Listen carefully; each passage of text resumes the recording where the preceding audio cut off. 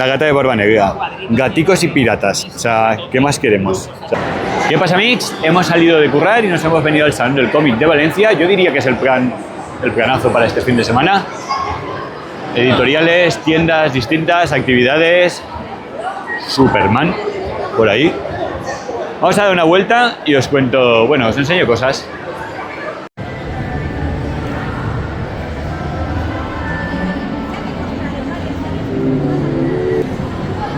Qué grande.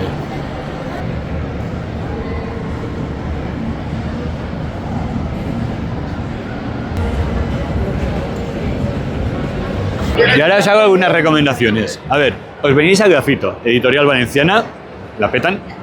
Tiene cosas muy buenas. La gata de Barba Negra, gaticos y piratas. O sea, ¿qué más queremos? O sea, gaticos y piratas. Es que mola mogollón. Este me lo he leído, muy bueno. PTSD.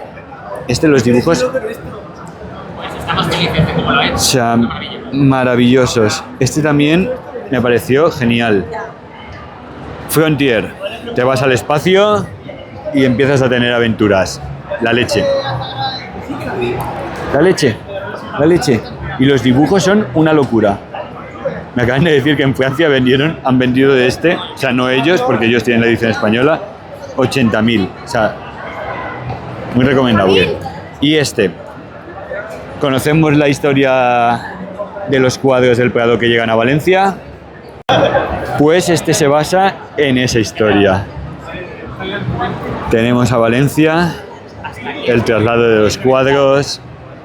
Hemos tenido que montar la mitad del estado. Ah, maravilloso.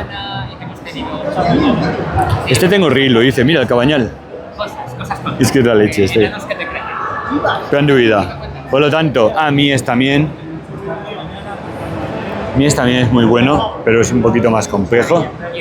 De arquitectura. Si conocéis a algún arquitecto, este le encantará. Y vale. A ver, ¿alguna recomendación más? Vale. Alba Draga de Pablo Zarco, Barba Negra de Fonollosa, Refugio de Fonollosa también. Y yo creo que con eso ya vamos.